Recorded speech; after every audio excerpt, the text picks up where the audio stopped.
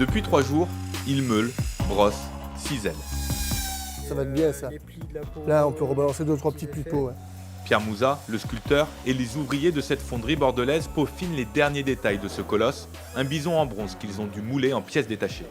Il y avait 22 morceaux en bronze qui ont été remontés. C'est-à-dire qu'on a mis les cornes, on a mis la patte, on a mis... Cette patte devait être coupée par ici, donc il a été entièrement remonté. Et forcément que vous avez des soudures. Et il ne faut pas qu'on voit les soudures. Haut d'1,80 m au garrot, long de 3 mètres, ce bison pèse plus d'1 tonne. Une sculpture monumentale, un hommage au 126e régiment d'infanterie, voulu à son image. Les deux pattes avant sur une même ligne, pour bien montrer qu'il est à l'arrêt, paisible, tranquille, sûr de sa force.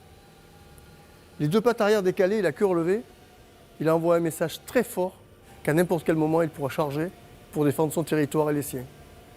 Et ici en l'occurrence, ces vides et ces manques peuvent être assimilés comme autant de traces, voire de blessures, de cicatrices dues à de solides combats qu'il a menés.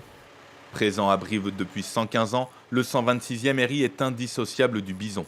C'est donc ici, au cœur de l'ancienne place d'armes de la caserne Brune, que l'œuvre de Pierre Mouzat va trôner, laissant une place à jamais.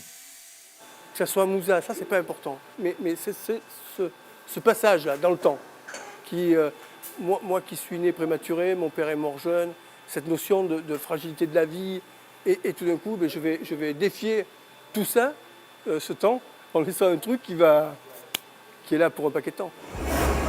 Reste une dernière étape, la patine. Je fais une première couche avec un noir très mat et très foncé, qu'on va après mettre en couleur avec des ocres. D'accord. Celui qui fait de la cuisine, là. Tac, tac, tac, il mélange des couleurs. Il y a des fois, je vois des trucs, des passages, j'ai peur. Et c'est la partie la plus stressante pour moi. Un stress qui va bientôt prendre fin. Le bison sera installé lundi à Brive et inauguré le 25 juin, journée nationale des blessés de l'armée de terre.